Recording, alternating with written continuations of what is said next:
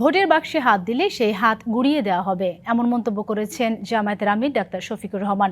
রাজধানীতে নির্বাচনী জনসভায় তিনি আরো বলেন, জামায়াত কখনো চাঁদাবাজি করবে না, কাউকে করতেও দেবে না। তার নাম চাঁদাবাজি।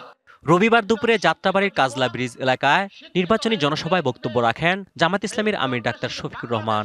তিনি বলেন, এই দেশ চলবে জনগণের টাকায়, গণভোটে হা বিজয়ী হলে জিতবে বাংলাদেশ। প্রস্তুত হয়ে যান এটা কবুল করার জন্য। 12 তারিখে কোনো দুর্বৃত্ত এই যুব সমাজের বুটে যদি হাত দিতে চায়, সেই হাতকে গুড়িয়ে দিতে হবে।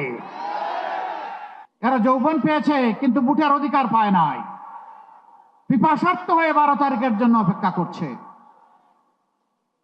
কেউ যেন দুর্বৃত্ত না করতে পারে। এরপর ধূপখোলা মাঠে জনসভায় জামায়াতের আমির বলেন, ভোট ডাকাতি, চাঁদাবাজি আর চলবে না। এ ব্যাপারে সতর্ক থাকতে হবে সবাইকে। আমরা ওয়াদা করেছি, চাঁদা আমরা নিব না, চাঁদা নিতে দেব না। আমরা বলেছি দুর্নীতি আমরা করব না, দুর্নীতি আমরা সহ্যও করব না। আমরা এই দেশকে লুটে পুটে খাওয়ার জন্য মসনদে বসতে চাই না। আমি আমার দলের পক্ষ থেকে দায়িত্ব নিয়ে বলেছি, আমরা বাংলাদেশ জামাতে ইসলামীর বিজয় চাই না, আমরা চাই 18 কোটি মানুষের বিজয়।